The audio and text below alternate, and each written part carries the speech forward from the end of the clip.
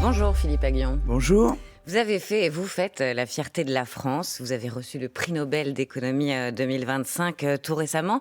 Vous avez inspiré aussi dans votre long parcours les candidats Hollande puis Macron. Et votre parole aujourd'hui particulièrement pèse dans un contexte d'absence de majorité solide. On va parler avec vous donc de la situation économique et politique de la France. On va se poser ces questions. Comment instaurer plus de justice fiscale? La France a-t-elle vocation à être un pays d'héritiers? Quel système de retraite pour demain? Mais d'abord, mi-octobre, vous aviez salué, après la présentation de la copie du gouvernement, un très bon budget. Est-ce que vous rediriez la même chose aujourd'hui après le passage des députés? Alors, je veux dire que c'était un budget qui me paraissait raisonnable. Voilà. Donc après, on peut toujours l'améliorer. Mais je trouvais que voilà, il y avait un bon équilibre entre effort fiscal et effort de baisse de dépenses. Voilà, ça me semblait, en tout cas, avoir été établi sur de bonnes bases. Je pense qu'il faut un équilibre entre les deux, quoi. Voilà, Mais ça peut pas être aujourd'hui- entièrement l'un et entièrement l'autre. Et ça me paraissait qu'on demandait des efforts un peu à tout le monde. Donc il y a plusieurs aspects Mais du aujourd'hui, plan. est-ce que c'est toujours le cas après le passage des députés? Avalanche d'impôts nouveaux, dénoncent certains à droite ou chez les macronistes.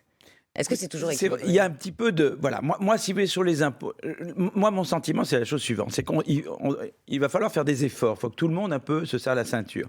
C'est très vrai que c'est difficile de demander des efforts aux Français si les plus riches d'entre eux ne participent pas à l'effort. Donc je pense que l'idée de dire il faut que également faire participer les plus fortunés, ça me paraît normal. Et La c'est un question, point c'est qui- de le faire sans nuire à l'outil économique et à l'innovation. Et moi, il me semblait qu'il y avait des pistes assez claires. C'était celui des niches fiscales et des holdings patrimoniales. Par exemple, la niche du trade, elle est utilisée de manière abusive. C'est-à-dire que ça permet... Alors, c'est il faut une pas la niche fiscale sur supprimer. la transmission des C'est la entreprises transmission familiales. Alors, transmettre des entreprises, ça paraît très important parce que c'est même une continuité de l'emploi. Donc ça, c'est très bien. Mais il est possible de mettre dans le pacte du trait jusqu'à 49% de biens non professionnels. Donc on voit bien qu'il faut mettre à plat Alors, cette On niche. va prendre le temps de D'accord. dérouler un par un. D'accord. C'est primordial. Juste, est-ce que vous pensez qu'on va arriver à faire un budget? Parce que vous parliez des partages des richesses, on a parlé de la taxe Huckman, Oui. on va parler de toutes Oui. toutes ces questions importantes, mais vous pensez qu'on va y arriver? Écoutez, moi j'espère qu'on va y arriver parce que sinon on arrive au pire. C'est-à-dire que j'espère que les députés auront un sens des responsabilités suffisant pour comprendre que de ne pas arriver à un budget, ça veut dire où ça nous plonge dans la censure et une énorme instabilité politique, ou en loi spéciale. Vous pensez Et en qu'ils loi ont ce sens spéciale, des le gouvernement ne peut responsabilités? rien faire. Je veux dire donc... j'espère que les Ça gens coûte vont cher, l'instabilité. mesurer le coût de l'alternative. C'est-à-dire que, vous savez, quand on a une option A et une option B, on mesure le coût d'opportunité, ce qu'on appelle le coût qu'il y aurait à faire l'autre Vous chose. trouvez qu'ils ont ce sens des responsabilités, les députés?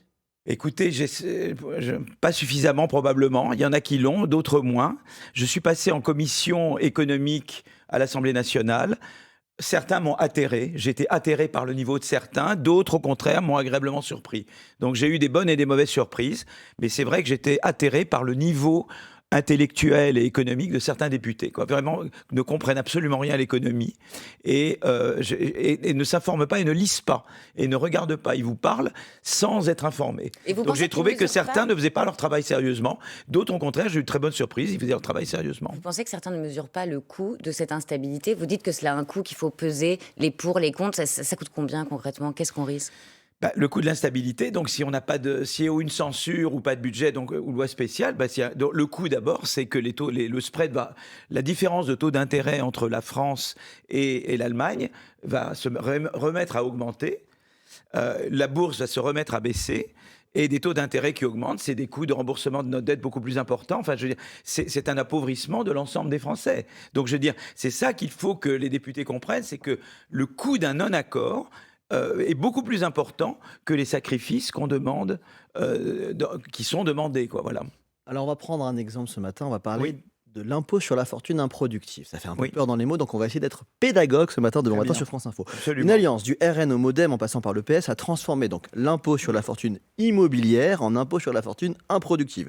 Ce qu'on appelle des actifs improductifs, c'est de l'or, des pièces de monnaie, des voitures de collection, des yachts, des œuvres d'art, mais aussi les placements en assurance vie. Est-ce que ça en fait hurler beaucoup? Est-ce que vous aussi? Écoutez, je ne hurle pas, je regarde un petit peu. Je trouve qu'il y a un petit peu, si vous voulez, la France, par rapport à d'autres pays européens, Vous voyez même les pays les plus redistributifs comme le Danemark, la Suède, d'accord? Vous voyez, il y a des alternances entre sociodémocrates et libéraux, chrétiens-démocrates. Vous verrez que le système fiscal change pratiquement pas. Au Danemark, en Suède, en Finlande, il y a une énorme stabilité fiscale. Et je pense que l'innovation et l'investissement ont besoin de stabilité fiscale. Plutôt Au milieu de ça, on voit la France où il y a un délire, c'est vraiment c'est de l'improvisation fiscale, c'est-à-dire qu'on arrive chaque jour avec une idée, on ne voit pas d'où elle sort, Mais le on besoin ne de voit pas justice quelle est la théorie fiscale, qui la sous-tend. c'est un délire, le besoin de justice fiscale? Parce que c'est ça aussi le moteur de Non, cette je proposition. comprends qu'il y a à la base l'idée de dire, il y a des gens, il faut que tout le monde paye, il faut que tout le monde contribue à l'effort. Ça, je comprends tout à fait. Les niches et les holdings familiales, ça me paraît de mettre à plat, je ne veux pas dire des supprimer, mais de mettre à plat qu'il y a une utilisation abusive de la niche du trade. Il y a une autre niche sur l'effacement des plus-values latentes au moment de la succession. Il y a une utilisation abusive des holdings patrimoniales. Certains les utilisent pour acheter un avion personnel ou un chalet personnel. Bon, ça, je sais qu'il faut le Ça, mettre vous à êtes plat. pour. Je pense que ça fait sens, d'accord? Donc ça, c'est systématique. C'est de dire, oui, on veut, il y a de l'optimisation, mais il y a de l'optimisation abusive. Et donc, il faut, au moment où on demande de l'effort à tout le monde, il faut mettre à plat. Il ne peut pas y avoir le sentiment que certains passent au travers. Vous voyez ce que je veux dire? Ça, je comprends et c'est logique. Et alors Mais justement, tout ce qui va au-delà de ça me paraît totalement bricolé. eh Quoi. ben, on Voilà. entend ce que vous dites. Vous parliez des holdings, justement. Ces holdings, ce sont ces structures dans lesquelles on place sa fortune, ses dividendes. Elles sont un outil d'optimisation fiscale, de contournement de l'impôt aussi Oui. souvent. Le gouvernement voulait les taxer, mais un amendement de LR a réduit cette taxe aux biens de luxe comme les yachts ou les bijoux qui seront taxés à 20%. Mais est-ce qu'elle sert encore à quelque chose, cette taxe, si c'est seulement pour taxer les biens de luxe? Est-ce qu'elle n'a pas été vidée de sa substance? Ben, voilà, moi je pense que probablement. Moi, je pense qu'il fallait faire une vraie mise à plat des holdings. Parce que les holdings, ça vous permet de ne pas payer l'impôt sur le revenu, ça vous permet d'échapper à certains impôts. Donc, il y a une utilisation vertueuse des holdings. Donc, je pense que l'idée n'est pas de les supprimer, mais il y a une utilisation abusive. Et je pense que une mise à plat de tout cela est importante, comme une mise à plat également du crédit impôt recherche. Je ne pense pas qu'il faille le supprimer ni le réduire, mais il est mal ciblé. Et les aides publiques aux entreprises, il faut également les évaluer. Je pense qu'il est nécessaire d'évaluer tout ce qui vient de l'État, et à la fois du côté impôt et du côté aide. Et je pense qu'il faut une mise à plat systématique. Et en France, nous n'avons pas suffisamment la culture de l'évaluation des politiques publiques. Et pourquoi on ne taxe pas les holdings à 20% comme c'est le cas aux États-Unis? Moi, j'étais très favorable personnellement, mais je ne veux pas dire, voilà, Guillaume va dire, parce que oui, c'est maintenant ma parole, dès que je dis quelque Utilisez votre chose, on parole dit, après. Guillaume, il Nobel a faut du faire poids. quelque chose. Déjà, si on s'alignait sur les pratiques américaines en matière de holding, je serais très content. Ah ben Voilà. on entend votre message. Voilà. Philippe Ce serait déjà Aïda. très bien. La France Insoumise et le Rassemblement National pensent avoir trouvé la poule aux œufs d'or, 26 milliards d'euros que rapporterait selon eux une mesure qui vise à taxer les bénéfices des multinationales proportionnellement à leur activité réalisée en France. On va écouter ce que pense un autre économiste sur lequel vous n'êtes pas tellement d'accord sur le fond, Gabriel Zucman sur France Info. Les entreprises multinationales étrangères qui ont de l'activité en France, mais qui délocalisent leurs profits aux îles Caïmans ou aux Bermudes, je pense qu'il est parfaitement légitime de leur dire, au même titre que les PME, les entreprises françaises, vous devez payer. Si vous voulez continuer à avoir accès au marché français, cet accès doit être conditionné au respect des normes fiscales françaises. Qu'en pense monsieur le prix Nobel d'économie? C'est magique? On n'a plus Oui. de problème de budget avec cette mesure? Écoutez, c'était le même problème avec la taxe Zucman. La taxe Zucman devait soi-disant rapporter 20 milliards d'euros. En fait, on a fait des calculs avec Xavier Jaravel et d'autres, Christian Gaulier et d'autres. Et en fait, si vous voulez, nous basant sur des études d'optimisation fiscale sur d'autres types d'impôts similaires, nous, on pense que la taxe Zucman ne pouvait pas rapporter plus que 4-5 milliards d'euros. Et de toute façon, elle n'a pas été adoptée. Et c'est pour ça que beaucoup de gens disent vive la taxe Zucman, parce que c'est la poule aux œufs d'or. C'est-à-dire qu'on vous dit voilà une taxe, ça ne touche que 1800 personnes et ça coûte rien à l'économie française. Et sur la taxe Et ça multinationale, nous parce que dispense de la faire un taxe effort Zucman- budgétaire. La taxe Zucman, excusez-moi, mais c'est fini. Elle n'a, Voilà, donc c'est terminé. Elle a Voilà. été rejetée, Et mais je sur la pense taxe multinationale. Et je pense que il y avait eu une mesure intelligente de taxer les multinationales et à laquelle Biden avait souscrit à l'époque. Et ça touchait les multinationales partout dans le monde. entier. Ça me paraît faire sens. Mais quelque chose qui ne s'applique qu'à la France, ça veut dire que les gens vont partir de la France. La France devient une prison fiscale et donc les gens vont ailleurs. Ben, on C'est-à-dire entend ce que vous dites, je Philippe Aghion. ne vois aucune mesure de ce genre sérieuse qui puisse être appliquée à la France seulement. Pourquoi la France et pas la Suède et pas le Danemark et pas la Belgique? Je ne vois pas d'impôt sérieux sur le capital applicable à la France seulement. Je Mais pense comment vous que tout expliquez d'impôt doit être minimum européen. Parce que sinon, c'est très simple. Entre Paris et Bruxelles, c'est 1h20 de train. C'est tellement facile. Sinon, les gens vont partir. Mais vous les dites. gens partent ailleurs, Mais Philippe évidemment. Aghion, comment vous expliquez, parce que ce sont C'est les évident. arguments des défenseurs de cette taxe. Jean-Philippe Tanguy, le député RN, par exemple, donne un exemple qui interpelle tout le monde. McDonald's, qui fait beaucoup de chiffre d'affaires en France et qui fait remonter une partie de ses profits, notamment en Irlande ou dans des paradis fiscaux. Et donc, il ne paye pas ses impôts en France. Est-ce que c'est normal? C'est aussi Non, mais ce que disait Gabriel Une chose peut Zucman. dire que c'est pas normal, et donc il faut il faut que les pays européens, puisque c'est l'Irlande, il faut qu'il y ait des accords au niveau européen pour harmoniser, etc. Alors là, on va sur quelque chose de différent, c'est qu'il y a une insuffisante coordination entre pays européens. C'est vrai aussi sur le marché unique, c'est vrai sur différentes choses. Donc là, vous posez la question de la coordination. Est-ce qu'il faut que les pays européens jouent coopératif ou non coopératif? Donc là, il y a une vraie question qui est posée. Mais est-ce que la réponse est de dire, moi, unilatéralement, je vais faire un taux totalement prohibitif? Justement. Si je le fais seul en France, c'est très simple. Alors les gens justement. partent ailleurs. Vous comprenez? Donc, il faut faire ça intelligemment, se coordonner avec d'autres pays européens. Le problème que vous soulevez est légitime, mais la solution qui consiste à dire la France unilatéralement va Ça n'est pas la taxer bonne. énormément, ça me paraît irréaliste. C'est pour ça que les Suédois, les Vous allez dans Danois, le sens. les pays les plus redistributifs ne le font pas, parce qu'ils sont responsables. Monsieur Parce Aghion. qu'ils savent très bien les conséquences que ça aurait. La Suède était un pays, je vais terminer quand même, la Suède était un pays qui taxait énormément. Et puis en 90, les Suédois se sont mis à taxer de manière raisonnable. Ça a fait venir Ikea, ça a fait revenir plein d'entreprises, et ils ont finalement eu des revenus fiscaux qui ont augmenté. Parce que le problème, c'est que si vous taxez trop, si vous mettez des taux prohibitifs en France seulement, vous allez avoir des revenus fiscaux qui vont baisser, parce que ou les gens vont partir ailleurs, ou ils ne feront plus. C'est ce qu'on appelle la courbe de l'affaire. Trop d'impôts tue l'impôt, c'est connu. Et donc c'est ça ma Et grande c'est très divergence clair. avec Gabriel Zucman. C'est Gabriel Zucman, pour lui, la courbe de l'affaire n'existe pas. On peut taxer autant qu'on veut, ça n'a aucune conséquence sur la taille du gâteau. Et moi, je pense qu'il faut produire pour On distribuer. vous entend. Et le Il ministre faut de taxer l'économie. raisonnablement. Et Roland Lescure, le ministre de l'économie, lui dénonce une taxe qui va à l'encontre des 125 conventions fiscales signées par la France. Il dit que cela conduirait, très rapidement avant de les filer l'info, à une double taxation et qu'il faudrait rembourser les recettes prélevées. Rembourser, c'est vrai ça? Écoutez, oui, certainement. Ah bah, c'était succinct, merci beaucoup. Philippe Aghion, dans un instant, quel système de retraite demain? Ce sera sans doute l'un des débats de 2027, si ce n'est le débat. Et vous avez une idée, vous, le prix Nobel d'économie. Mais tout de suite, il est 8h47 et c'est l'info en 1 minute avec Manon Lombard-Brunel. Il était l'un des avocats pénalistes les plus renommés de Corse. 13 ans après l'assassinat d'Antoine Solacaro, 4 hommes sont jugés à partir d'aujourd'hui devant la cour d'assises d'Aix-en-Provence.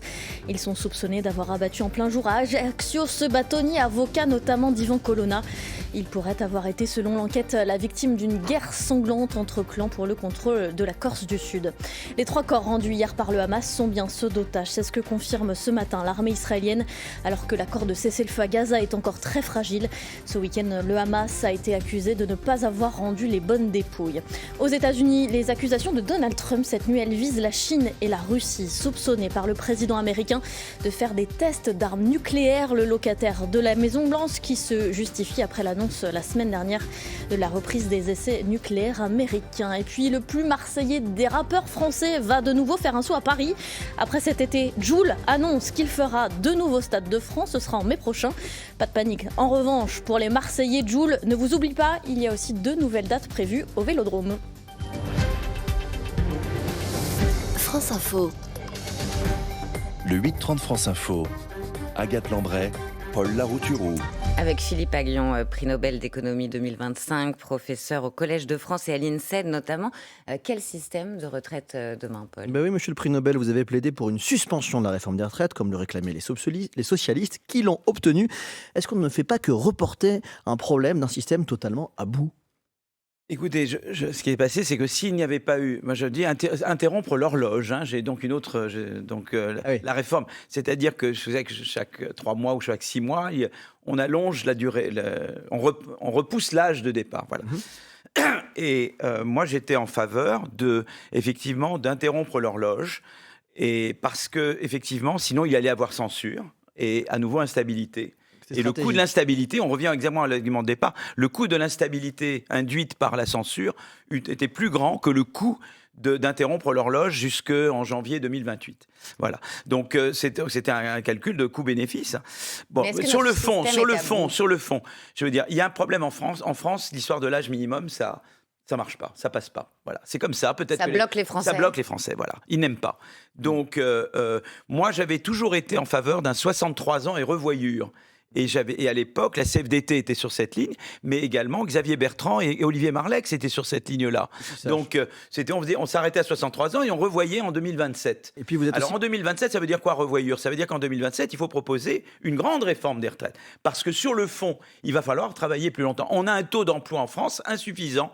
Le PIB par tête français est insuffisant par rapport à ses voisins européens, en partie parce qu'on ne travaille pas assez. Il y a un taux d'emploi des juniors et des seniors qui est insuffisant.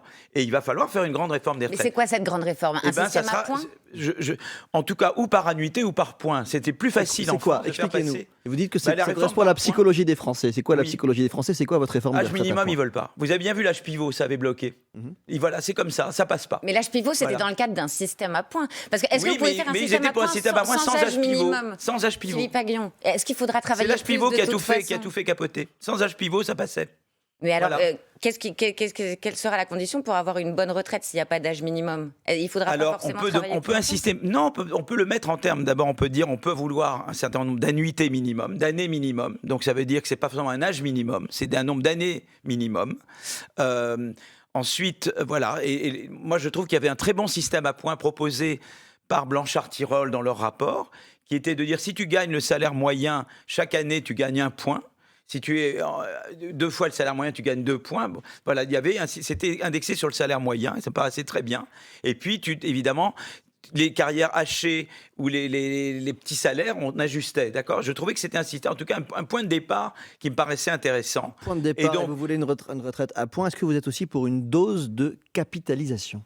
Alors, sur le fond, moi je suis pas. Il y a déjà un petit peu, on a un petit peu déjà de capitalisation. Donc, tout pouvoir petit peu. l'étendre, c'est très bien. Le problème de la capitalisation, c'est que c'est très coûteux de passer de la répartition à la capitalisation, parce que pendant un certain temps, vous devez payer 2 fois les retraites. Et puis politiquement, ça Et hérisse donc, la est-ce qu'on gauche a les aussi. moyens de le faire? Sur le fond, sur papier, je ne suis pas contre un peu plus de capitalisation. Le problème, c'est que nous sommes déjà exsangues, nos caisses sont vides, nous n'avons pas les moyens de financer un passage à la capitalisation maintenant. Donc il y a ce qui est abstrait, mais c'est le coût de la chose. Donc c'est pour ça que moi je trouvais que une réforme à points me paraissait intelligente, faite sur le modèle Blanchard-Tirol, me paraît en tout cas un point de départ intéressant. Et d'autres pensent qu'il faut plutôt annuité, sans forcément points, pourquoi pas. Donc je suis ouvert. Mais ce que je sais, c'est qu'en France, âge minimum, ça ne passe pas. C'est comme ça. Donc il faut faire autrement. Philippe Aguillon, vous avez eu des mots durs contre le Rassemblement national, grand amateur, incompétent, incapable de gérer la France, ce sont vos mots. Jean-Philippe Tanguy, député Oui. RN de la Somme, vous a répondu sur Public Le Sénat. gauchiste à 2 balles. Oui, voilà, on Écoutez, va l'entendre d'ailleurs. On voit que vous Exactement. l'avez appris par cœur. Écoutez. Voilà. Il n'a pas lu notre budget, donc M. Aguillon n'est pas content parce qu'on veut réduire le coût de l'immigration, il trouve ça méchant, et on veut réduire la facture de l'Union européenne, et il trouve ça scandaleux. Donc en fait, M. Aguillon nous insulte parce que c'est un gauchiste à 2 balles. Je pense que ceux qui nous écoutent savent que si on expulse et on arrête de donner des aides sociales à des étrangers au chômage, ça coûtera moins cher. Voilà, donc Jean-Philippe Tanguy sur Public Sénat. Ce serait parce que vous êtes un gauchiste à 2 balles, précise-t-il, que vous critiquez le programme du RN. Qu'est-ce que vous lui répondez? Oui, alors c'est assez drôle parce que d'autres m'accusent d'être un affreux réactionnaire et donc voilà, on est toujours. Non, en fait, ce qui est passé, c'est que j'avais un petit peu critiqué les mesures. Il y avait un contre-plan RN et donc j'avais passé mesure par mesure. Je ne vais pas répéter ce que j'avais dit. Qu'est-ce que vous leur reprochez concrètement? C'est quoi? C'est pas Mais sérieux? c'est d'abord pas que c'est financé, contraire, que plusieurs choses qu'ils proposent sont contraires au traité ou qu'ils surestiment ce que pourrait rapporter telle ou telle mesure. Donc voilà. Et donc j'étais revenu, j'avais parlé de ça. Lesquels, par exemple, des mesures sur l'immigration? Et donc, non, mais moi sur l'immigration, je n'ai pas de problème sur l'immigration. C'est-à-dire que moi sur l'immigration, mon point de vue, c'est de dire il faut piloter l'immigration. D'accord. Donc là-dessus, je suis pas pour une immigration non pilotée. Donc par exemple le système à points canadien. est un système qui, je trouve, très intéressant. Donc l'idée qu'il faut dire que l'idée d'immigration choisie est une idée qui me va très bien. Donc je ne suis pas quelqu'un qui dit immigration débridée et pas pilotée. Je pense qu'il faut piloter l'immigration, savoir quels sont nos besoins, qu'il y ait des quotas votés à l'Assemblée, qu'il y ait un système à points. Tout ça, je trouve que c'est très bien. Donc je n'ai pas dit qu'il fallait pas d'immigration. Donc, mais je pense pas qu'il faille de l'immigration zéro, parce qu'il y a des domaines dans lesquels on est bien content, par exemple dans les hôpitaux, d'avoir des gens, des médecins qui sont étrangers, parce que nous avons une pénurie de médecins. On a des déserts médicaux en France. Donc il y a des domaines où on a besoin de gens, de personnes immigrées, d'accord. Donc il faut voir quels sont nos besoins. Quel outil de pilotage on utilise. Mais vous dites ce n'est pas la poule aux œufs d'or que veut voir le RN. Pardon ? Vous dites ce n'est pas la poule aux œufs d'or, l'immigration que veut voir le RN. C'est ça que vous dites, c'est ça que vous leur reprochez, notamment. Oui, enfin, il y avait certaines mesures. Par exemple, je réduis mes contributions à l'Union européenne, mais en même temps, donc ça va se retomber sur les agriculteurs français, parce qu'on reçoit beaucoup de l'Union européenne. Il y avait un certain nombre de mesures qui, ou n'étaient pas conformes au traité, ou qui voulaient dire des rétorsions qui seraient dommageables, et donc qu'ils ne regardaient pas. Ou sur fraude, ils exagéraient ce qu'on pouvait avoir à court terme de la fraude. Je pense que la fraude est tout à fait un domaine, que la mise à plat dont je parlais tout à l'heure, il faut aussi mettre à plat les fraudes, bien sûr. Mais ce qu'ils en attendaient à court terme paraissait irréaliste, ou sinon c'était pas faisable et contraire au traité. Et ça a été vérifié par Le Figaro. Le journal Le Figaro. Alors, pas du Figaro. Moi, j'aimerais vous interroger, s'il vous plaît, sur La Tribune dimanche. Est-ce qu'un prix Nobel a encore le temps de lire La Tribune? Hier, il y a eu un sondage assez fracassant qui donne Jordan Bardella. Sondage est là pour La Tribune dimanche chez BFM. Il obtiendrait, selon différentes hypothèses, entre 35 et 37,5% dès le premier tour. Est-ce que vous pensez que Jordan Bardella, s'il accédait au pouvoir dans 18 mois, aurait un programme économique qui pourrait correspondre aux intérêts de la France pour vous? Écoutez, moi, ce que j'espère, c'est que, en tout cas, c'est que qui accède au pouvoir soit préparé, quoi. Voilà. Je pense que l'Europe attend beaucoup de la France. Je veux dire, il y a le plan Draghi, il y a vraiment l'idée. L'Europe décroche par rapport aux États-Unis et à la Chine. Il faut que l'Europe se relève. Donc, et la France est un moteur de l'Europe. Donc, on attend beaucoup de la France. Donc, on ne veut pas une France qui se mette en parenthèse de l'Europe. On ne veut pas une France qui se ferme à l'Europe. On veut une France moteur d'un réveil européen. Et on veut aux manettes des gens qui soient des gens capables de faire ce réveil européen. Et pas LFI, donc la question, c'est de savoir qui va être aux manettes. Est-ce que ce sont des gens qui ont conscience des défis qui doivent être relevés? Alors il faut à la fois, bien sûr, il y a en France des personnes qui se sentent abandonnées. L'école n'est plus ce qu'elle était. Vous savez qu'on est le pays avec le moins de mobilité sociale de toute l'Union européenne, de tout l'OCDE, pardon. On est le pays également l'avant-dernier de l'OCDE en mathématiques. Donc il faut rebâtir l'école. Ça, c'était le système de santé, on a les déserts médicaux. On vous entend, mais il faut qu'on avance. Pardon, vous avez mis sur le même plan le Rassemblement national et LFI. Vous dites, je ne leur fais pas confiance. Demain, nous recevons à votre place Manuel Bompard, coordinateur de la France Insoumise. Est-ce que vous avez un message à lui faire passer? Qu'est-ce que Moi, je pense qu'en tout cas, qui que ce soit, je n'ostracise personne. Je dis simplement qu'il faut être responsable. C'est-à-dire que tu proposes un programme, même Madame Meloni en Italie, quand elle parle d'économie, elle en parle intelligemment. Voilà, je n'aurais pas voté pour Madame Meloni. Mais c'est pas le cas de la France Insoumise? Je ne vois pas de Meloni, ni au RN, ni à LFI pour le moment. Peut-être que demain, ça peut changer. Peut-être que tout d'un coup, ils deviennent responsables. Et donc, on juge sur pièce. Mais là, ce qui avait été proposé par le RN, le Figaro même avait confirmé mes critiques à leur égard. Une dernière question, pardon. Oui. C'est la question qui, comme tous les jours, à retrouver sur les réseaux sociaux de France Info. Aujourd'hui, la question qui adoube. Philippe Aghion, vous aviez contribué au programme économique de François Hollande, d'Emmanuel Macron aussi en 2012 puis 2017. Aujourd'hui, qui êtes-vous prêt à aider ou qui aidez-vous déjà? Mais vous savez, je suis chercheur, donc moi je fais mes recherches, je travaille beaucoup donc sur la croissance, l'innovation verte, l'intelligence artificielle. Et des gens viennent me parler ou cherchent à parler avec moi. Je parle avec tout le monde. Par exemple. Pardon? Comme Raphaël Glucksmann ou Édouard Philippe, par exemple.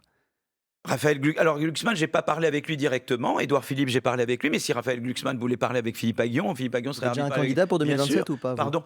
Non, je n'ai pas particulièrement un candidat. Je parle avec Je parle avec des gens et puis ils peuvent prendre ce qu'ils veulent. Je veux dire, mais en tout cas, l'idée, c'est d'avoir des dialogues constructifs. Et donc, voilà.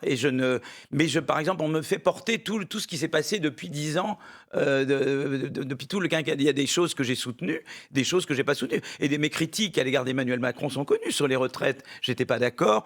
Au début du premier quinquennat, sur les inégalités, on avait montré avec d'autres qu'on n'était pas entièrement d'accord. Donc, je veux dire, je suis quelqu'un qui pense librement. Donc, je dis la même chose à tout le monde. Merci et donc, Philippe voilà. Aghion. On Merci. entend votre message. Merci beaucoup. Merci Paul. Merci, On se retrouve Agathe. demain. À demain. Et vous restez avec nous. Je vous retrouve pour les informer avec Renaud Dely tout de suite.